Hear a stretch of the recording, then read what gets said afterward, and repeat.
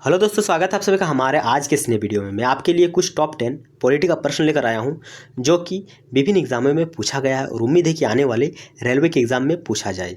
Okay, तो ये जो प्रश्न है आईएएस के एग्ज़ाम में पूछा गया है, 1989 में ये पूछा था। ओके, तो पहला प्रश्न आपके सामने है, मुसलमानों के लिए अतिरिक्त निर्वाचन मंडल प्रारंभ में किसके द्वारा लाया गया था? तो जो अलग निर्वाचन मंडल है ये किसके द्वारा लाया गया था? ऑप्शन आपके सामने है, हो सके तो कमेंट बॉक्स में इसका जवाब दीजिएगा। तो दोस्तों इसका सही आंसर ऑप्शन बी रहेगा, मॉर्ले मिंटो सुधार 1909 में आया था। इसमें मुसलमानों के लिए एक पृथक निर्वाचन मंडल को आरंभ किया। ओके, इसका नीचे हम एक्सप्लेनेशन यहाँ पर देख सकते हैं, पूरा विस्तार से मैं आपको समझाने वाला हूँ। वीडियो अगर पसंद आए तो ज़रूर लाइक कीजिएगा और चैनल को सब्सक्राइब कीजिएगा, क्योंकि आपका सिलेक्शन हमारा जिम्मेदारी। ओके, तो वर्ष 1909 में भारत परिषद अधिनियम, जिसे हम मार्ले मिंटो सुधार भी कहते हैं, इसको लाया गया था। इस अधिनियम द्वारा चुनाव प्रणाली, जो चुनाव का प्रणाली होता है, इलेक्शन का सिस्टम होता है, उसमें उसके सिद्धांत को भारत में पहली बार मान्यता मिली। और जो गवर्नर जनरल है उसकी कार्यकारी परिषद में पहली बार भारतीयों को प्रतिनिधित्व मिला। यानी अब गवर्नर जनरल के जो परिषद हुआ करता है वहाँ पर भी भारतीयों को प्रतिनिधित्व मिला। और केंद्र एवं जो विधान परिषद है वहाँ के सदस्यों को सीमित अधिकार भी प्रदान किए गए। हम कहेंगे कि जो मार्ले मिंटो सुधार है ये कुछ हद तक सही भी है, कुछ हद तक गलत भी है, क्योंकि इसमें पृथक निर्वाचन का बात किया गया। वहीं एक और इसमें कुछ भारतीयों को प्रतिनिधित्व भी मिला, इसीलिए ये हम कहेंगे कि मॉडरेट एक कानून है जो कि अच्छा ही था, लगभग कहेंगे। उसके पहले घुसो तो पहले भारतीयों को घुसने तो उसके परिषद में, फिर वो तबाही मचाएगा। उसी प्रकार आप पहले रेलवे में घुसो तो ग्रुप डी में ही घुसो, लेकिन घुसो फिर रेल चलाना। ओके, इसी प्रकार कहेंगे कि ये थोड़ा सा अच्छा ही कानून था। मॉर्ले मिंटो सुधार कब आया? 1909 में आया। पहला प्रश्न हमने देखा जो कि आईएएस में पूछा। दूसरा प्रश्न यूपीपीएससी में पूछा गया है 1996 में। प्रश्न क्या है जो 1909 में आया था? मॉर्ले मिंटो सुधार हमने आपको बता ही दिया। इस 1909 में जो इंडियन काउंसिल एक्ट है उसमें किस बात की व्यवस्था की गई? तो द्वैध शासन प्रणाली, सांप्रदायिक प्रतिनिधित्व, या फिर जो संघीय व्यवस्था है उसमें ऑप्शन डी है प्रांतीय व्यवस्था। तो दोस्तों हमने ऊपर यानी इससे पहले का जो प्रश्न था 11वां नंबर प्रश्न, देखिए हम प्रश्न को 1 से स्टार्ट किए हैं। अगर आप नहीं देखें तो ज़रूर हमारे इस चैनल पे घुसकर जो टॉप 10 पॉलिटी का प्रश्न है उसको ज़रूर देखिए, वहाँ पर आपको प्रश्न नंबर 1 से 10 तक मिलेगा। आज हम 11 से स्टार्ट किए हैं, 20 तक जाएंगे। ओके, अंत में हम आपसे पूछेंगे कि आप कितने प्रश्न कर पाए हैं।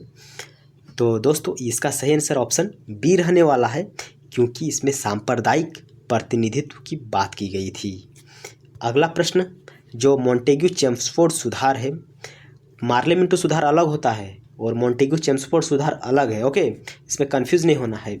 इस सुधार में किस चीज़ का प्रावधान का सार हमें देखने को मिलता है, यानी इसमें आखिर क्या हुआ था, इस सुधार में क्या हुआ था, मुख्य बात ये आपको याद रखना है। मार्ले मिंटो सुधार में क्या हुआ था? ऑप्शन है राज्यों की जो स्वायत्तता है वो दी गई। ऑप्शन बी प्रांतों में दोहरा शासन आया। ऑप्शन सी हिंदू मुस्लिम हेतु अलग अलग निर्वाचन व्यवस्था आया। ऑप्शन डी राज्यपालों को सीटें की शक्ति दी गई। तो इसका सही आंसर क्या है? अगर हो सके तो हमें कमेंट बॉक्स में बताने का कष्ट कीजिएगा। आपके कमेंट करने से हमें मोटिवेशन मिलता है और आपके सब्सक्राइब करने से हमें थोड़ा सा उम्मीद मिलता है कि हम बहुत कुछ कर सकते हैं आपके लिए। अगर आप हमारे चैनल पर सपोर्ट नहीं दिखाएंगे तो फिर हम यहीं पर है बस, और क्या कहेंगे। तो इसका सही आंसर ऑप्शन बी रहेगा कि जो मॉन्टेग्यू चेम्सफोर्ड सुधार है इसमें प्रांतों में दोहरा शासन आया। ओके, इसका हम विस्तार जान लेते हैं कि मॉन्टेग्यू चेम्सफोर्ड सुधार में थोड़ा हम डिस्टर्ब हो गए थे, इसके लिए माफ़ कीजिएगा। हम आपको बोल रहे हैं इसीलिए हमें ज़्यादा से ज़्यादा सपोर्ट कीजिए। हम अलग एक रूम बनाएंगे जहाँ पर कोई डिस्टर्बेंस ना हो। ओके, तो मॉन्टेग्यू जो चेम्सफोर्ड सुधार है इसकी क्या क्या विशेषता हमें देखने को मिलता है यहाँ पर आपको देखने को मिलेगा, इसको याद कर लीजिएगा, काफ़ी इम्पोर्टेंट रहेगा। तो केंद्र में जो द्विसदनीय विधायिका की स्थापना की गई, केंद्र में प्रत्यक्ष निर्वाचन व्यवस्था आया, प्रांतों में द्वैध शासन प्रणाली की शुरुआत हुई, लोक जो सेवा आयोग है यानी हम कहेंगे कि यूपीएससी का गठन इसमें किया गया। पहली बार महिलाओं को मत देने का अधिकार मिला और केंद्रीय बजट को राज्य बजट से अलग किया गया, यानी केंद्र का जो बजट है वो अलग रहेगा, राज्य का बजट है वो अलग रहेगा, जो कि वर्तमान में हमें भारत में देखने को मिल रहा है कि केंद्र सरकार अपना एक अलग बजट निकालता है, राज्य सरकार एक अलग बजट निकालता है। तो मॉन्टेग्यू चेम्सफोर्ड सुधार, क्या क्या बदलाव आया, इसको यहीं पर याद कीजिए। समय हम लगाएंगे और ज़्यादा से ज़्यादा चीज़ों को याद करेंगे। अगर हम समय लगाकर उनको याद करेंगे और हमारे लिए यूज़फुल है तो हम समय लगाएंगे। ओके, पहला देखिए, इसमें द्विसदनीय विधायिका की स्थापना की गई। तो द्विसदन जो विधायिका है उसकी स्थापना की गई, यानी विधायिका का मतलब क्या होता है, जो विधि बनाए। उसके बाद दूसरा क्या है, इसमें प्रत्यक्ष निर्वाचन व्यवस्था की गई, केंद्र में एक प्रत्यक्ष निर्वाचन रहेगा। तो विधायिका, निर्वाचन और द्वैध शासन, यानी दोनों जगह शासन चलेगा, इसको याद रखिए। लोकसभा यानी यूपीएससी, और महिलाओं को पहली बार मत देने का अधिकार मिला, और बजट इसमें देखने को मिला कि केंद्र का अलग बजट और राज्य का अलग बजट। हम आपको वीडियो के बीच में कहीं से भी पूछ सकते हैं, आप इसको ज़रूर हमें बताइएगा। ओके, नेक्स्ट प्रश्न की ओर चलते हैं, और अगला प्रश्न क्या है कि जो 1946 से वहाँ पर कैबिनेट मिशन 3 मंत्रियों में गठित था। जो कैबिनेट मिशन है वहाँ पर 3 मंत्री पहले हुआ करता था। निम्नलिखित में से कौन इसका सदस्य नहीं था? तो कैबिनेट मिशन में 3 मंत्री था, ये आपको बताना है कि कौन कौन से मंत्री वहाँ पर था, लेकिन एक नहीं था जो कि ऑप्शन में दिया गया है। प्रश्न यूपीपीएससी में पूछा गया है। तो दोस्तों इसका सही आंसर अगर हो सके तो आप हमें कमेंट बॉक्स में बताने का कष्ट कीजिएगा। तो जो लॉर्ड एमरी है ये उस कैबिनेट मिशन के मंत्री परिषद में या फिर मंत्रियों में गठित नहीं हुई थी। तो इसको याद रख लीजिएगा कि ये 3 काफ़ी इम्पोर्टेंट है, ये हम पढ़े हैं और विभिन्न एग्जामों में भी पूछा गया है। लॉरेंस अलेक्जेंडर क्रिप्स, इस प्रकार शॉर्ट में हम याद रखेंगे कि Lawrence Alexander Cripps, Lawrence Alexander Cripps, Lawrence Alexander Cripps 3 बार याद कर लेंगे ना, भूलेंगे नहीं कभी।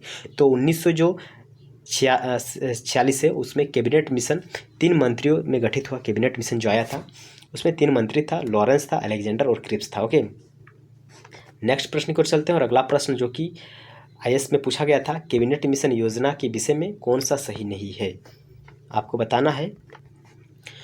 ऑप्शन ए है प्रांतीय सामूहिकरण, भारतीय सदस्यों वाले अंतरिम मंत्रिमंडल। ऑप्शन जो सी है पाकिस्तान की स्वीकृति। ऑप्शन डी संविधान निर्माण का अधिकार। तो मैं आपको एक बहुत इंपॉर्टेंट चीज़ बताने का कोशिश करूँगा, हो सके तो आप भी इसको थोड़ा इम्प्लीमेंट कीजिएगा, इसमें सुधार कीजिएगा और ट्राई ज़रूर कीजिएगा इसको। तो यहाँ पर हम आपको बताएंगे कि जो कैबिनेट मिशन योजना है, आप जो ऑप्शन है इसको थोड़ा सा क्रॉस करते जाइएगा ताकि ऑप्शन की जो संख्या वो कम हो जाए। 4 से 3, 3 से 2, वो 2 से 1 हो जाए। ओके, वो प्रकार अगर आप यूज़ करेंगे तो बहुत ही यूज़फुल आपके लिए रहने वाला है। तो कैबिनेट मिशन योजना के विषय में निम्नलिखित में से कौन सा कथन सही नहीं है? तो ये चीज़ आपको तो सबसे पहले, ये प्रश्न क्या ही कहें, इसमें देखिए अभी हमारा देश से भारत अलग नहीं हुआ है, सॉरी हमारे देश से पाकिस्तान अभी अलग नहीं हुआ है। तो इसको तो वैसे ही ये प्रश्न सही हो जाएगा। इन चीज़ों में पाकिस्तान कहाँ घुस गया, इन चीज़ों में पाकिस्तान कहाँ घुस गया? पाकिस्तान कब आता है? पाकिस्तान कब आता है? जब कांग्रेस का फॉर्मेशन होता है उसके बाद हमें देखने को मिलता है कहीं से कहीं पाकिस्तान आता है, लेकिन अभी पाकिस्तान आबे नहीं करेगा कहीं से कहीं तक नहीं। इसलिए दोस्तों ऑप्शन सी इसका सही है। तो कैबिनेट मिशन जब 1946 में आया तो इसका उद्देश्य क्या था? संविधान सभा का गठन करना, और इसका मुख्य उद्देश्य यही था कि संविधान सभा का गठन करना, भारत का विभाजन करना, जो कि गौण उद्देश्य था इसका। तीसरा इसका कि संविधान सभा के सदस्यों का निर्वाचन जनता के द्वारा अप्रत्यक्ष रूप से होना चाहिए। तो जो संविधान सभा के जो सदस्य इसका निर्वाचन करना चाहिए, यानी कौन कौन लोग आकर भारत में संविधान को बनाएंगे, क्योंकि संविधान से ही हमारा अभी भी भारत चल रहा है। कहें कि एक संविधान ही है जिसके माध्यम से भारत चल रहा है। ओके, तो संविधान जो बनेगा तो इसमें कौन कौन से सदस्य होंगे, इसके लिए एक अप्रत्यक्ष रूप से निर्वाचन करना चाहिए। संविधान सभा का जो सदस्य है 10 लाख जनसंख्या पर एक चुना जाना चाहिए। जो संविधान सभा के लिए जो सदस्य आता वो 10 लाख जनसंख्या से एक उठ के आता। 10 लाख कहीं पर जनसंख्या है, आपके गांव में जनसंख्या 10 लाख है, तो वहाँ से कोई एक मनुष्य उठ के आता और आकर संविधान को बनाता। 5वां है कि संविधान सभा में कुल 389 सदस्य होंगे, जिनमें से जो 296 सदस्य वो निर्वाचित होंगे, जबकि 93 जो सदस्य है वो मनोनीत होंगे, यानी उसको नामित किया जाएगा, उसको बुलाया जाएगा, स्पेशल बुलाया जाएगा। ओके, जिनमें से जो 14 है वो राजस्थान से सम्मिलित थे। तो इस प्रकार हमने आधा पहुंच चुका हूं आज की इस वीडियो में। और अगला प्रश्न क्या है, इसमें पूछा गया है, भारत का संविधान लागू होने तक जो स्वतंत्रता के पश्चात इसका शासन किसके अंतर्गत चलाया गया। बताना है आपको कि इंग्लैंड के संविधान के अनुसार क्या होगा। आप इसका ज़रूर हमें कमेंट में बता सकते हैं। तो ये जो ऑप्शन है इसको आप सबसे पहले काटिए, ये जो कि नहीं होगा। दूसरा को काट दें। पहला क्या है कि भारतीय सेनाओं के परामर्श से बना कानून। सेना नेता कहाँ उस समय आएगा, नेता तो था लेकिन उसका कोई बोलबाला नहीं था, वो सिर्फ अंग्रेज़ों का बात सुनता था, थोड़ा उसके अनुसार चलता था, लेकिन पूरी तरह से नहीं। उपयुक्त में से कोई नहीं ये हो सकता था, लेकिन ये जो है सही है। ऑप्शन आपको नज़र आ रहा था। 1935 का जो भारत सरकार अधिनियम था यही कहेंगे कि हमारे भारत का एक लघु संविधान उस समय हुआ करता था, जिसके माध्यम से भारत चल रहा था। नेक्स्ट प्रश्न जो कि आपके सामने है, यूपीपीएससी में पूछा है, भारतीयों को वर्ष 1947 में सार्वभौमिक सत्ता सौंपने की योजना निम्न में से किस नाम से जानी गई। तो जो भारतीय लोग हैं वहाँ पर या फिर भारत में 1947 में एक सार्वभौमिक यानी यूनिवर्सल सत्ता सौंपने की योजना निम्नलिखित में से किस नाम से जाना गया। ऑप्शन डूरंड योजना, मॉर्ले मिंटो, माउंटबेटन योजना या फिर बेबल योजना। तो दोस्तों इसका सही आंसर क्या होगा आपको बताना है। तो मॉर्ले मिंटो सुधार जो कि हमने पहला ही प्रश्न किया था, पृथक निर्वाचन क्षेत्र। ओके, तो इसका जो कि सही आंसर ऑप्शन सी रहेगा, माउंटबेटन योजना। माउंटबेटन योजना, इसके बारे में जानकारी प्राप्त कर लेते हैं कि जो माउंटबेटन योजना है वो 3 जून 1947 को आया था माउंटबेटन द्वारा। ओके, यह योजना भारत के जो जनसाधारण लोग हैं वहाँ पर माउंटबेटन योजना, गलत लिखा हूँ, माउंटबेटन योजना के नाम से भी प्रसिद्ध हुआ। माउंटबेटन, अच्छा माउंटबेटन, अच्छा माउंटबेटन योजना लोगों ने इसको क्यों कहा, क्योंकि ये मन को बांट रहा होगा। तो मुस्लिम लीग पाकिस्तान के निर्माण पर अड़ी हुई थी। उस समय जो हमारा मुस्लिम लीग था वो अपना एक अलग देश का मांग कर रहा था। तो जब ये माउंटबेटन योजना आया तो उस समय जो हमारे मुस्लिम लीग में लोग थे वो अलग ही उनका डिमांड था। उन लोग बोल रहे थे कि हमारा एक अलग सा पाकिस्तान होना चाहिए। तो आगे चलते हैं, आगे क्या लिखा हुआ है। आगे है कि तो दोस्तों मेरे पास जो कि स्टूडियो नहीं है, हम बाहर में रोकर पढ़ाते हैं, तो बतख का आवाज़ जो कि आपको अभी सुनने को मिला है इसके लिए माफ़ कीजिएगा। हम आगे चलते हैं। और उस समय कांग्रेस और सिखों द्वारा देश के विभाजन को स्वीकार कर लेने के बाद समस्या के हल के लिए जो माउंटबेटन है वो लंदन से आए और वापस आकर उन्होंने यह योजना को प्रस्तुत किया। ओके, तो ये तक हमने पहुँच चुका हूँ। क्या बताएं, जब हम फ्लो टूट जाता है तो पढ़ाने का थोड़ा सा तरीका ही चेंज हो जाता है। कौन सा सम्मिलित नहीं है आपको बताना है।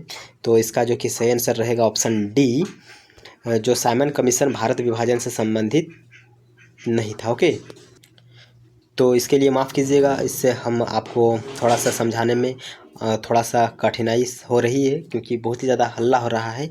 साइमन कमीशन भारत विभाजन से संबंधित नहीं है। बाद के जो ये 3 ऑप्शन आपको नज़र आ रहा है ये प्रॉपर एक दूसरे से संबंधित है। जैसे मार्ले मिंटो सुधार हमने देखा कि ये सांप्रदायिक प्रतिनिधित्व के लिए आया था। भारत सरकार अधिनियम 1935 ये स्वशासन के लिए आया था। कैबिनेट मिशन एक संविधान सभा के लिए बनाया गया था। और इस प्रकार हमने जाना कि जो ऑप्शन डी है ये गलत है, क्योंकि साइमन कमीशन किस लिए आया था इसको भी चलिए जान लेते हैं कि साइमन कमीशन की नियुक्ति वहाँ के प्रधानमंत्री जो होता था पहले, कौन था वहाँ का प्रधानमंत्री, सर जॉन साइमन। उसके नेतृत्व में ये साइमन कमीशन आया था। इस कमीशन में 7 सदस्य थे जो कि सभी ब्रिटिश के संसद के मनोनीत सदस्य थे। ये जो कमीशन आया था, जहाँ पर ये जो कमीशन रहा साइमन कमीशन, यहाँ पर 7 सदस्य थे और सब ब्रिटिश के संसद के मनोनीत सदस्य थे। यही कारण है कि इसे श्वेत कमीशन भी कहा गया। साइमन कमीशन को हम कौन सा कमीशन कहेंगे? श्वेत कमीशन, क्योंकि वहाँ जितना भी लोग था सब गोरा था। साइमन कमीशन की घोषणा 8 नवंबर 1927 को की गई। कमीशन को इस बात की जांच करने के लिए भारत लाया गया कि यहाँ के लोगों को संविधान अधिकार दिया जाए। साइमन कमीशन बनाया गया भारत के लोगों को संविधान के अधिकार देने के लिए। इस कमीशन में किसी भी भारतीय को शामिल नहीं किया गया। इसमें 7 जो लोग थे वो सब ब्रिटिश के संसद द्वारा मनोनीत सदस्य थे। यही कारण है कि इस कमीशन को बहुत ही ज़्यादा भारत में विरोध किया गया। ओके, तो दोस्तों अच्छा लग रहा है तो ज़रूर लाइक कीजिएगा। थोड़ा सा साउंड में डिस्टर्ब होगा, ये हमें पता है, मैं खुद प्रॉब्लम क्रिएट कर रहा हूँ। ये प्रश्न MPPSC में पूछा गया। प्रश्न क्या है कि भारत शासन अधिनियम 1919 के अंतर्गत जो विधायिका का अंतिम निर्वाचन किस वर्ष में लिया गया था? 1930, 1934, 1945, 1947।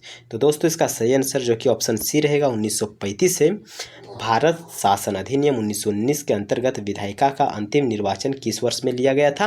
1945 में। ओके, तो व्याख्या जान लेते हैं। केंद्रीय विधानसभा के चुनाव भारत सरकार अधिनियम 1919 के तहत 1926-1945 में हुआ। जो हम अपने पेन का यूज़ कर रहे हैं, मेरे हाथ में एक्चुअली में एक पेन है, उसी से हम अभी लिखना चाहते थे।